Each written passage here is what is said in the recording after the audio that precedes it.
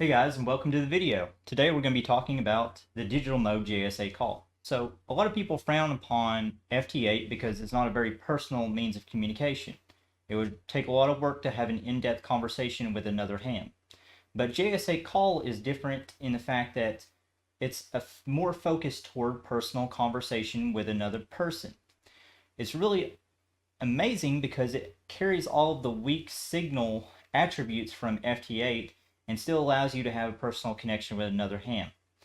One of the reasons I like digital mode is I just don't have the ear for the radio as well. I can't dig people out of static, and I just have a hard time understanding them. I'm also in an apartment where an S6, S7 noise floor is the normal.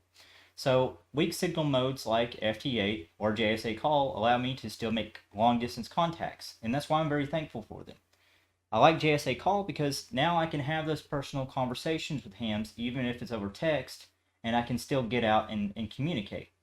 So I want to make sure that everybody else who may be in the same situation as me, maybe you're in an apartment somewhere, maybe you have a compromised antenna system, and you still want to make those DX contacts, but you find FT8 a little boring.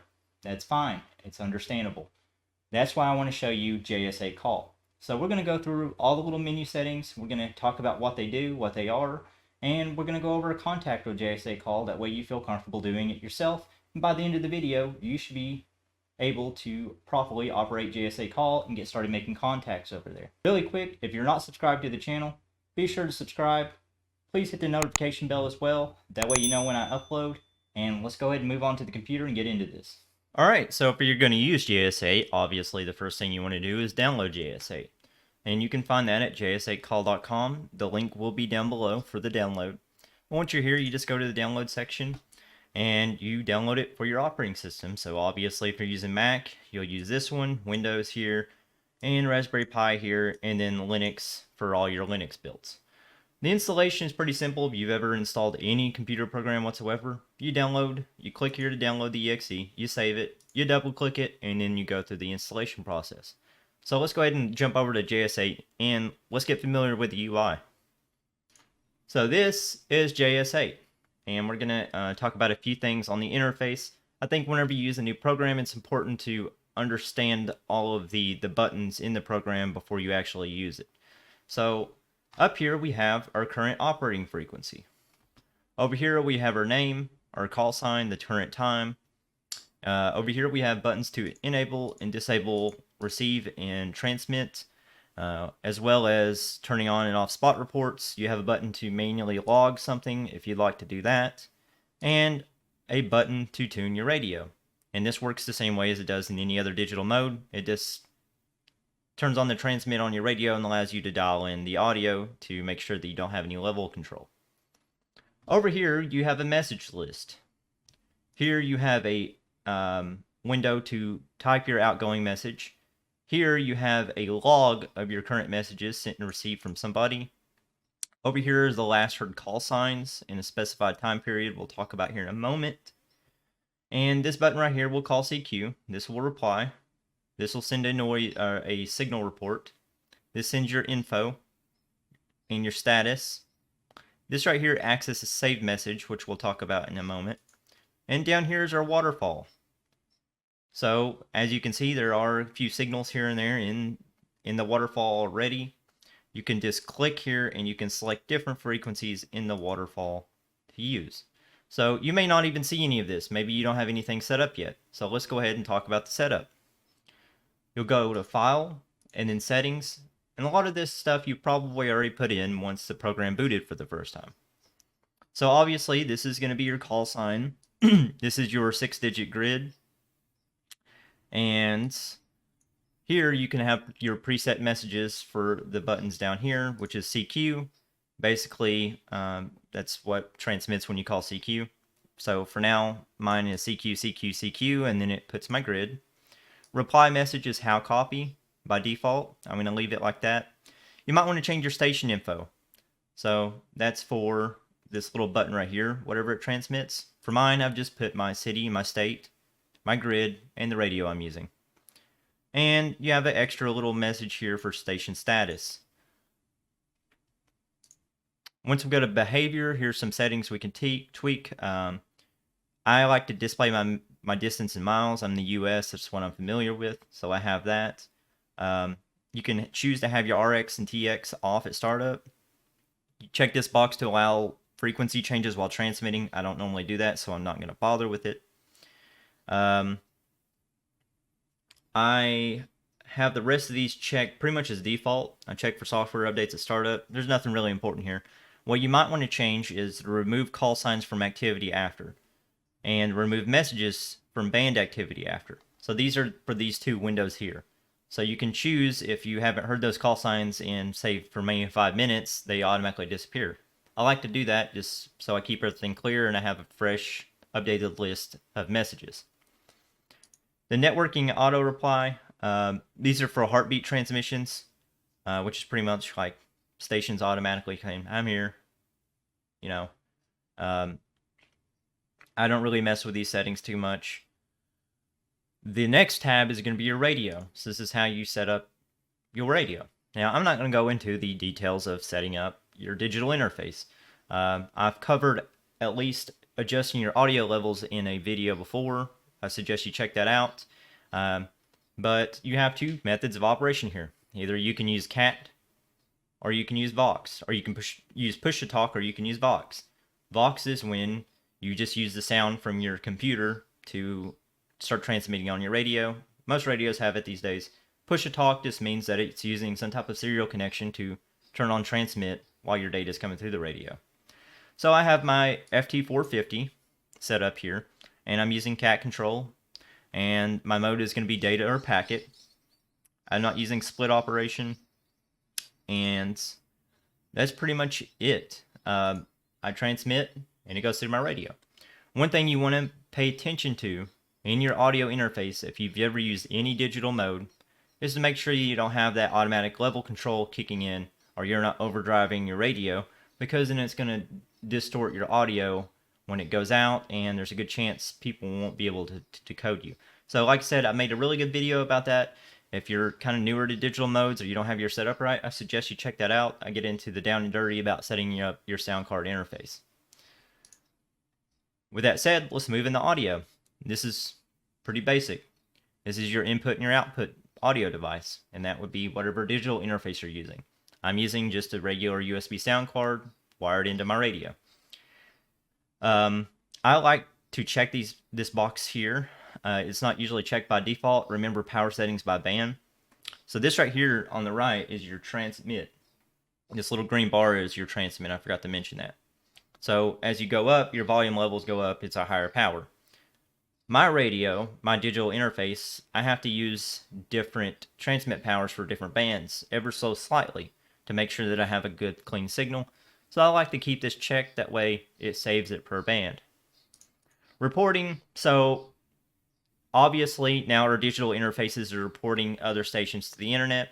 This is where you tweak those settings so you can disable that, enable it so that if other stations are heard, it reports to websites like APRS or PSK Reporter. By default, I do believe that most of these are on here, and you can choose to turn them off if you like, but I like to keep them on because I like to obviously report other stations. I like to check my reports, so I keep it on.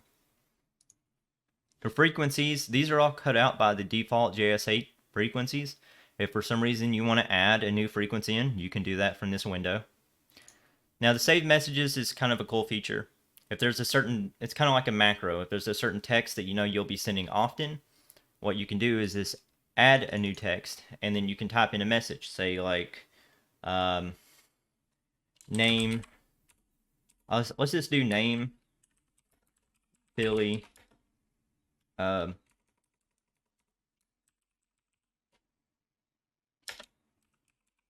let's do location Richmond, Kentucky, EM77 US.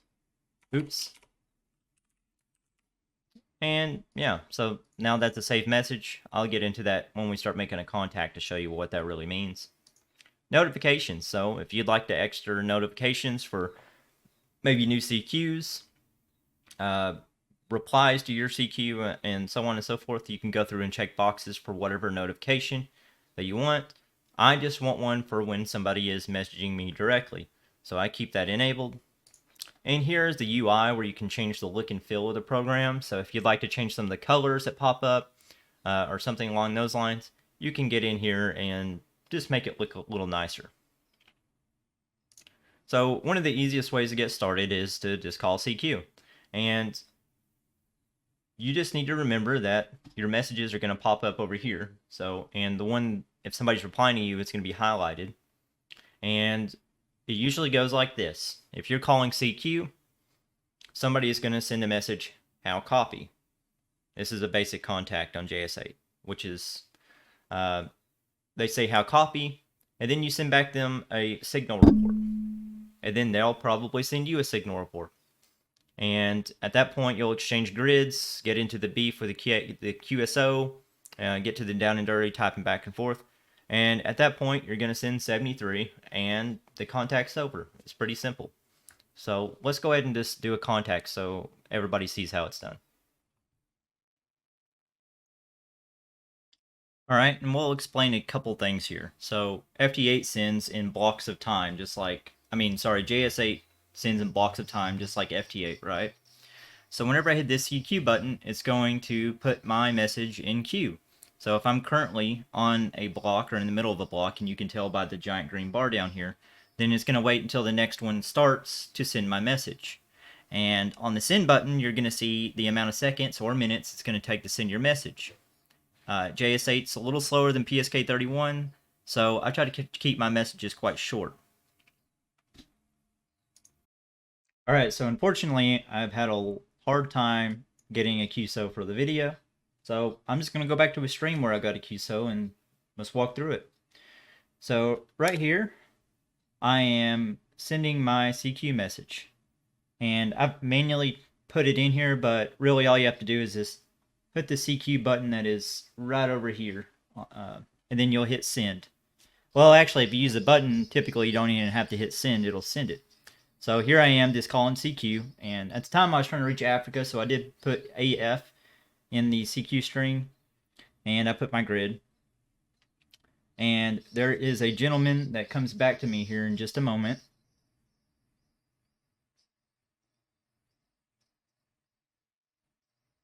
And you'll see his signal actually come in on the waterfall right here. So this is his signal. And that's, I'm pretty sure, either this right here or it could be this over here, either one. So he replies back and he says, how copy? So at this point, I'm sending a signal report. So you just click on it. Automatically, it's going to fill in your transmit, and it's going to put it ready to TX. As soon as the cycle's over, just like CQ, it will automatically transmit for us. So he gave me a -3, I gave him a -2, and at this point, obviously the QSO kind of just commences from there, and we share information. We share grid our grids, or call signs, or locations, what kind of radios we're using, and kind of all that fun stuff. So I think it's important to at least see a QSO unfold. So we're just going to take a minute to watch this happen here. Now, one thing to remember for JS8 is, because you can really talk as much as you want, and it could be in blocks, it's good operator practice to wait for a back to you before you transmit. I don't remember if I actually did this for this QSO, but it's something that you should remember to do. Just at the end of your transmission, just type in BTU, or wait for them to type their BTU. If they don't type one, give them just a little bit of time just to be sure they're not saying anything else. Maybe the operator just doesn't do it, and then you can reply with your message. If you want to type a custom message, all you have to do is just take your keyboard, just start typing, and then you'll hit the send button. So he sends me back a signal report. Sorry, I send him -03. He sends me -03. I send him back -02. He comes back with another signal report of 1. So here, I'm just telling him that I'm figuring out JS8. This is like a week ago, so I hadn't used it very often. So as you can see, this right here, this message, it's not very long, but it does take, I think, 40 seconds to send. So you do have to be cognizant of how much you're typing. Yeah, that's either all he said or all I could get. So I just replied back to him, well, thanks for the contact. I'll put you in the logbook, which I did. And let's see if he finally came back to me at all. So that message probably took a little while to send. It did.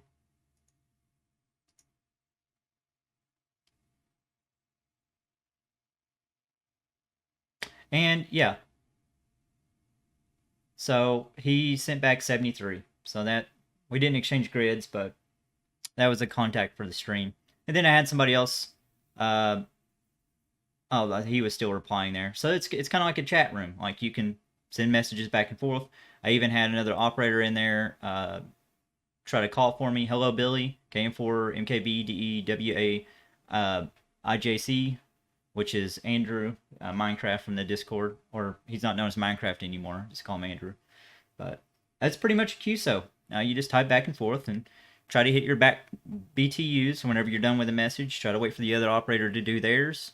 And other than that, there's a little bit of operator practice that you'll see back and forth. Different people do. It's kind of one of those things where you just do it and you'll pick up on it, or you watch conversations unfold and you pick up on it. Now, what do you do once you made contact with somebody? Well, all you have to do is hit log. And here, a lot of the times, the information will populate if you're in a message with somebody. And you can put in your signal reports, put your grid in and the name and the comments you'd like to do, and then you hit add to log. Well, where can you find your log? If you hit log up here at the top left and hit open log directory, it is this JS8Call _log.adi.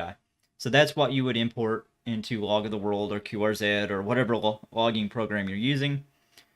And that's pretty much the basics of JS8. Hey guys, thanks for watching the video. I hope now you feel a little bit more comfortable with JS8. I know if you're kind of newer to digital modes, it can be a big change. So if you have any questions, don't hesitate to let me know down in the comments. I try to reply to everything that I can. And make sure to give me a thumbs up on the video if you like it. If you dislike it, make sure to give me a thumbs down. And I really appreciate everybody watching. 73 to you.